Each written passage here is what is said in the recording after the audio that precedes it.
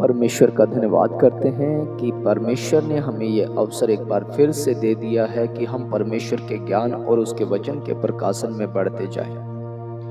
तो आइए एक वचन हम देखते हैं, नीति वचन उसका 26 अध्याय और 27 वचन पे हम अपनी निगाहें लगाएंगे। यहाँ परमेश्वर का वचन कहता है, जो गड्ढा खोदे वही उसी में गिरेगा और जो पत्थर लुढ़काए वह उलटकर उसी पर लुढ़क जाएगा। परमेश्वर का धन्यवाद हो इस वचन के प्रकाशन के लिए कि परमेश्वर हमारी इस वचन में अगुवाई करे।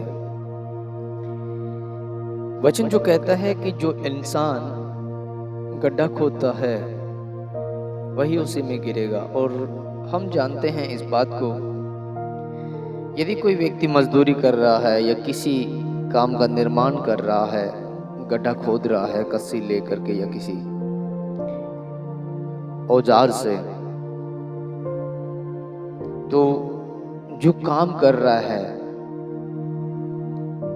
देखने में आता है कभी कभार ऐसे हादसे हो जाते हैं कि कामगार ही उस गड्ढे में गिर जाता है। पिछले दिनों खबर आई थी कि अरुणाचल प्रदेश में एक टर्मिनल बनाया जा रहा था और पहाड़ का मलबा उस टर्मिनल के आगे गिर गया। काफी मजदूर उसमें फंस के खड़े हो गए, उस गड्ढे के अंदर रह गए। कई जगह खुदाई का काम चल रहा था और ऊपर से मलबा गिर गया और मजदूर दब के मर गए। ऐसे जिक्र कई जगह देखने को मिल जाता है। और इस वचन को राजा सुलेमान ने सभोपदेशक की पुस्तक उसके 10 अध्याय और 8 वचन में बहुत गहराई के साथ समझाया है। वहां पे लिखा हुआ है, जो गड्ढा खोदे वह उसमें गिरेगा और जो बाड़ा तोड़े उसको सर्प डसेगा। जो पत्थर फोड़े वह उनसे घायल होगा और जो लकड़ी काटे उसे उसी से डर होगा। यदि कुलाड़ा थोथा हो और मनुष्य उसकी धार को पैनी न करे तो अधिक बल लगाना पड़ेगा, परंतु सफल होने के लिए बुद्धि से लाभ होता है। यहाँ राजा सुलेमान ने हमें बहुत गहराई के साथ समझाया है, जिस कार्य को इंसान करने के लिए अपने जीवन को लगाता है, अपने शरीर को लगाता है, अपनी एक जीवन शैली बनाता है, जिस काम पे यदि वह काम बुद्धि के अनुसार न किया जाए तो लिखा गया वही काम एक दिन उसको गर्द में डाल देगा। मनुष्य जीवन में हजारों युक्तियां बनाता है, पर वही सफल हो पाती है जिस पे यहोवा की दृष्टि रहती है। बहुत ऐसे काम हैं। पौलुस ने भी एक जगह कहा था, हर एक काम मेरे लिए उचित तो है पर मेरे लाभ का नहीं।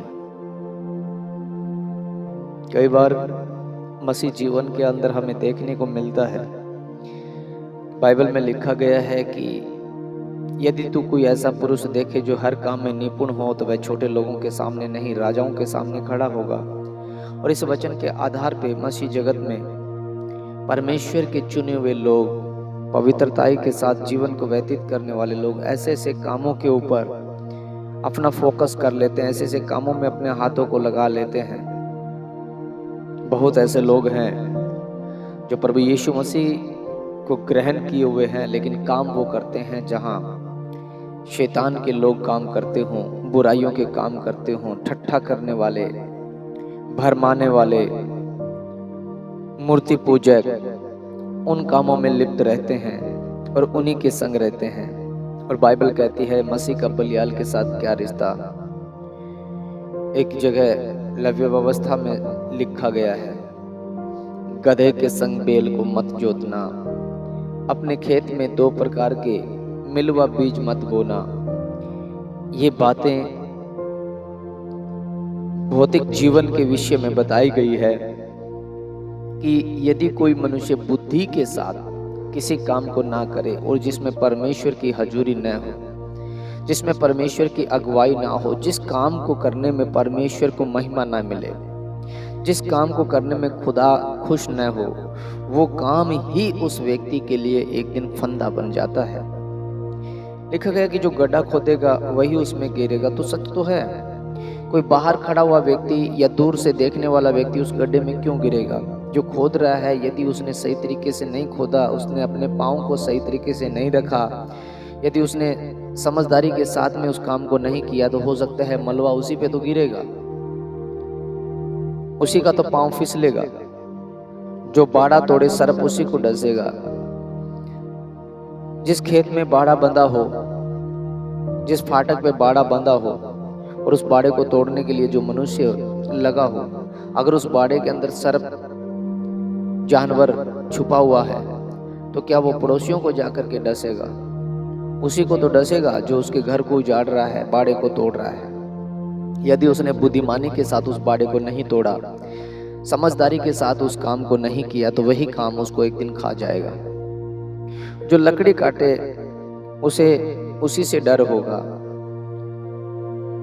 जब लकड़ी कोई काटता है, दरख्त को कोई काटता है, यदि उसको सही तरीके से न काटा जाए, बुद्धिमानी के साथ युक्ति बना करके यदि न काटा जाए, तो क्या ये नहीं हो सकता कि वही लकड़ी उसके सर पे गिर जाए, वह दब जाए उससे? या वो पेड़ के ऊपर चढ़ करके लकड़ी को काट रहे, बुद्धिमानी से नहीं काट रहा है, उसी लकड़ी का झटका लगे और वह नीचे आके गिर के मर सकता है। वही लकड़ी से ही उसको डर होगा। यदि कुलाड़ा थोता हो तो मनुष्य को धार पैनी करनी ही पड़ती है। जिस काम में जोर लग रहा हो, जो काम सही तरीके से नहीं बन रहा हो, तो उस काम के लिए युक्तियां बनानी ही पड़ती है। कब तक उस काम को मनुष्य चला लेगा? नहीं चला पाएगा, क्योंकि अधिक बल, अधिक मेहनत करनी पड़ती है। परंतु सफल होने के लिए बुद्धिमान इंसान की जरूरत पड़ेगी। जब तक आप बुद्धिमानी से काम नहीं करेंगे, जब तक आप कॉन्शियस विवेक को नहीं समझेंगे, जब तक आप खुदा से प्रेम नहीं रखेंगे, आपको ये बातें कभी समझ में नहीं आएगी कि मेरे जीवन में भला काम कौन सा है। मसीह जगत में होकर के भी लोग शराब बेचते हैं। खुदा को ग्रहण किए हुए लोग आज भी कसाईयों के यहाँ काम करते हैं। जो मसीह को मानते हैं और वो कसाईयों के यहाँ पे काम करते हैं, वो पशुओं को काटते रहते हैं और मसीह होने के बावजूद भी लोग सट्टे लगाते हैं, नशे में लिप्त रहते हैं। भौतिक जीवन के अंदर वो ऐसे बुरे बुरे कामों में लिप्त रहते हैं। एक दिन वो मसीहत ही, बाइबल में क्लियर लिखा हुआ है, जो परमेश्वर की उपासना अनुचित रीति के साथ करता है, उसकी प्रार्थना घृणित ठहरती है।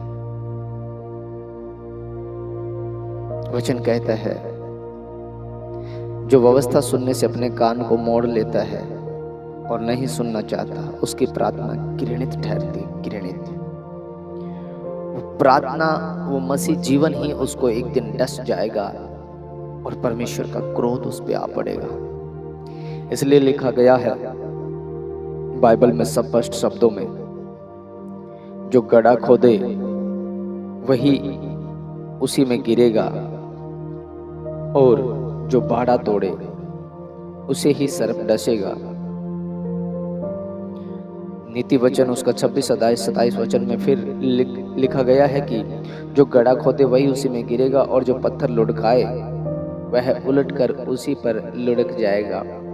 यदि किसी काम पे बेफिजूल में जोर लगाया जा रहा है, जो काम हमारे अनुकूल नहीं है, जो काम हमें खुदा की महिमा के लिए नहीं है, उस कामों के ऊपर फोकस किया जा रहा है। ठट्ठा करने वालों की मंडली हमारे किसी काम की नहीं है, और मसीह लोग यदि ठट्ठा करने वालों की मंडलियों में बैठ रहे हैं, वो ठट्ठा ही एक दिन उसके खुद के जीवन में ठट्ठा बन करके रह जाएगा।